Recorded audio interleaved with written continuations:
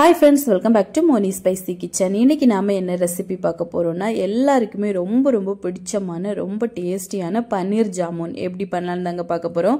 இது வந்து ரொம்ப சிம்பிளா ரொம்ப குயிக்கா ஈஸியா நம்ம வந்து பண்ணி முடிச்சிடலாம். இதோட டேஸ்ட் வைஸ் பாத்தீங்க அப்படினா நல்ல ஜூசியா டேஸ்டியா இருக்கும். குழந்தைகளுக்கெல்லாம் ரொம்ப பிடிக்கும். நீங்க வந்து எப்பவாச்சும் ஸ்வீட் சாப்பிடணும் அப்படின்னு நினைச்சீங்கன்னா கண்டிப்பா இதே மாதிரி ட்ரை பண்ணலாம். உங்களுக்கும் பெர்ஃபெக்ட்டா வரும்.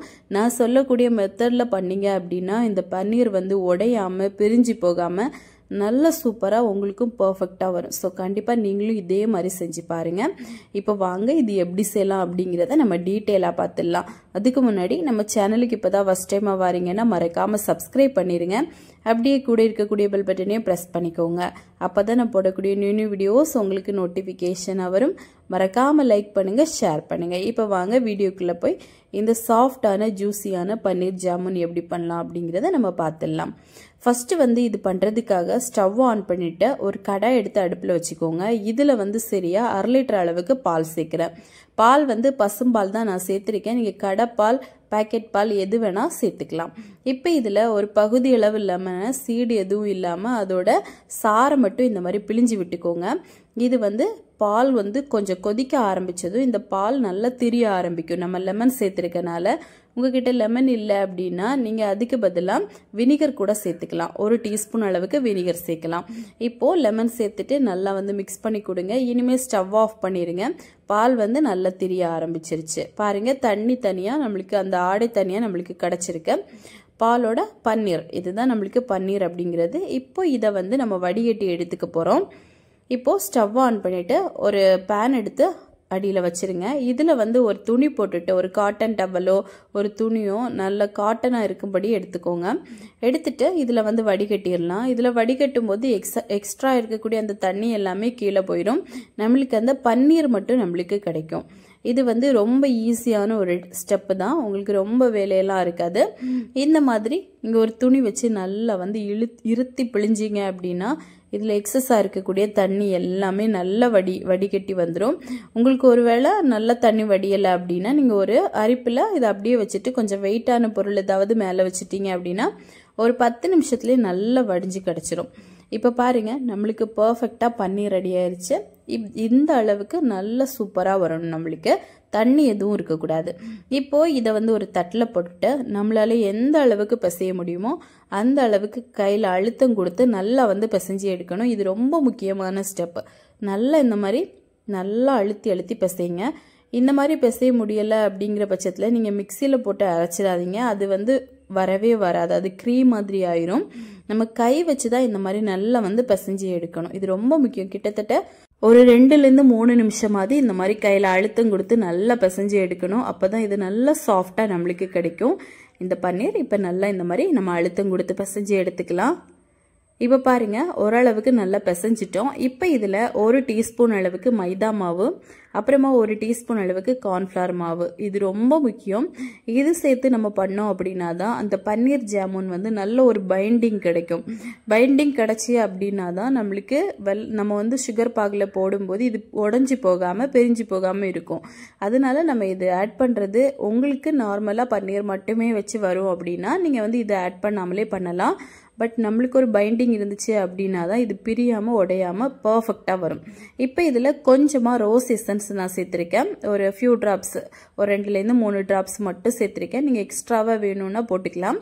இது வந்து நல்ல ஒரு கலர் கொடுக்கும். அதுக்காக நல்ல ஒரு வாசனையும் கலரும் கொடுக்கும். அதுக்காக தான் போட்டிருக்கோம். இது தேவையில்லைன்னா கூட நீங்கள் வந்து ஸ்கிப் பண்ணிடலாம். நமக்கு பன்னீர் ஜாமுன் அப்படிங்கிற பட்சத்தில் இந்த மாதிரி நல்ல ஒரு பிங்கிஷ் கலரில் தான் இருக்கும். இப்போ இதுவும் சேர்த்துட்டு நல்லா வந்து கை வச்சு நம்ம வந்து பிசைஞ்சு எடுக்கணும். இப்போ பிசைஞ்சு எடுத்தாச்சு பாருங்க. இனிமே இதை வந்து ஓவல் ஷேப்ல நம்ம வந்து நல்லா கொண்டு வந்துடலாம். நீங்க வந்து இதை ரசகுல்லா ஷேப்ல கூட பண்ணி போட்டு எடுக்கலாம். ஆனா நம்மளுக்கு கடைகளில் கிடைக்கும் போது இந்த மாதிரி நல்ல ஒரு ஓவல் ஷேப்ல தான் கிடைக்கும். ஃபர்ஸ்ட் வந்து ரவுண்டா உருட்டிட்டு இந்த மாதிரி சைட்ல வச்சு உருட்டுங்க. அப்போ வந்து உங்களுக்கு சூப்பரா கிடைக்கும். இப்போ இதே மாதிரி நம்ம எல்லாத்தையுமே ரெடி பண்ணி எடுத்துடலாம். இது வந்து செய்யறது ரொம்ப சுலபம் தான். ரொம்ப ஈஸியாகவே நம்ம ரெடி பண்ணி முடிச்சுக்கலாம். இது வந்து பண்ணும்போது கொஞ்சம் சின்ன சைஸாக பண்ணுங்க. நம்ம வந்து சுகர் பாகில் போட்டு எடுக்கும்போது அதுக்கு இன்னும் கொஞ்சம் டபுள் அமௌண்ட்டாக ஊறி வரும். அதனால தான் இப்போ பாருங்க நம்ம எல்லாத்தையுமே ரெடி பண்ணி முடிச்சிட்டோம். இனிமே நம்ம வந்து சுகர் பாகு ரெடி பண்ணி எடுத்துக்கலாம். இதுக்காக ஒரு கடாயில் சரியா 3/4 கப் அளவுக்கு நான் வந்து சர்க்கரை எடுத்திருக்கேன். நார்மலான சுகர் தான் எடுத்திருக்கோம். இது வந்து போட்டுக்கோங்க. இதில் வந்து 1/2 கப்பு தண்ணி நம்ம சேர்க்கணும். அளவுகள் வந்து கரெக்டாக பண்ணோம் அப்படின்னா தான் நம்மளுக்கு சூப்பராக வரும். 1/2 கப்பு தண்ணி சேர்த்துக்கோங்க. சேர்த்துட்டு இது நல்ல கொதி வரணும். கொதி வந்ததுக்கு அப்புறமா தான் நம்ம வந்து இந்த பன்னீரை உள்ளே போடணும். இப்போ இதில் ஒரு 2 ஏலக்காவை தட்டி போட்டுக்கலாம். நீங்கள் ஏலக்காய் பவுடர் இருந்துச்சுன்னா போட்டுக்கலாம், இல்லை ரோஸ் எசன்ஸ் கூட இந்த டைமில் போடலாம். கலர் வேணும் அப்படின்னு நினச்சிங்கன்னா, எக்ஸ்ட்ராவாக கலர் வேணும்னா இந்த சுகர் பாகில் கூட நீங்கள் வந்து கலர் போட்டுக்கலாம். இப்போ கொதிக்க ஆரம்பிச்சிருச்சு பாருங்க. கொதிச்சதுக்கு அப்புறமா நீங்கள் வந்து இந்த பன்னீரை போடுங்க. கொதிக்கிறதுக்கு முன்னாடி நீங்கள் போட்டுட்டீங்க அப்படின்னாலும் உடைய ஆரம்பிக்கும். இந்த மாதிரி கொதிச்சதுக்கு அப்புறமா நம்ம ஒன்று ஒன்றா எல்லாத்தையுமே போட்டுடலாம். போட்டுட்டு கிட்டத்தட்ட 10லேருந்து 15 நிமிஷம் லோ மீடியம் ஃப்ளேமில் வச்சு நம்ம வந்து குக் பண்ணணும். இந்த பாகு வந்து பகுதி அளவாக வத்தி வரணும். அது வரைக்கும் நல்லா வேக விட்டீங்க அப்படின்னா தான் இந்த பன்னீரில் இந்த சுகர் சிரப்பு எல்லாமே ஊறி நல்ல ஜூஸியாக கிடைக்கும். அதனால லோ ஃப்ளேமில் நம்ம வேக விட்டு குக் பண்ணி எடுத்துக்கலாம். இது செய்கிறது ரொம்ப ரொம்ப சுலபமாக இருக்கும். டேஸ்ட்டும் ரொம்ப நல்லா இருக்கும். இப்போ பாருங்கள், கிட்டத்தட்ட ஒரு 10 நிமிஷம் ஆயிடுச்சு. நம்ம போட்ட அமௌண்ட்லேருந்து அது எவ்வளோத்துக்கு நல்ல பெருசாக வந்திருக்குன்னு இந்த மாதிரி தான் வரும். இன்னும் ஒரு 5 நிமிஷம் நம்ம லோ ஃப்ளேமில் இதை அப்படியே வேக விட்டுடலாம்.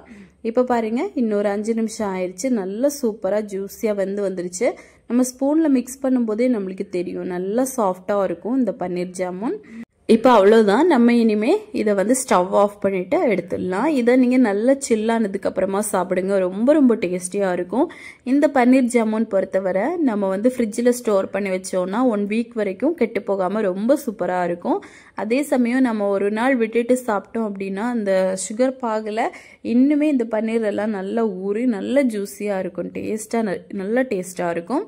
இப்போ அவ்வளோதான், நம்மளுக்கு சூப்பராக ரெடி ஆயிடுச்சு. தேவைப்பட்டால் இதில் நட்ஸ் ஏதாவது போட்டு நீங்கள் வந்து சர்வ் பண்ணிக்கலாம். ரொம்ப ரொம்ப டேஸ்டியான, அதே சமயம் ரொம்ப குயிக்காக ஈஸியாக பண்ணக்கூடிய பன்னீர் ஜாமுன். ஸோ கண்டிப்பாக நீங்களும் இதே மெத்தடில் உங்கள் வீட்டில் ட்ரை பண்ணி பாருங்கள்.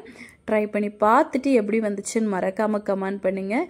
இதே மாதிரி இன்னும் நிறைய ரெசிபிஸ் வேணும்னு நினச்சிங்கன்னா மோனி ஸ்பைசி கிச்சன் சேனலை சப்ஸ்கிரைப் பண்ணி வச்சுக்கோங்க. லைக் பண்ணுங்கள், ஷேர் பண்ணுங்கள். நெக்ஸ்ட் இன்னொரு வீடியோவில் உங்களை சந்திக்கும் வரை டேக் கேர், பாய்.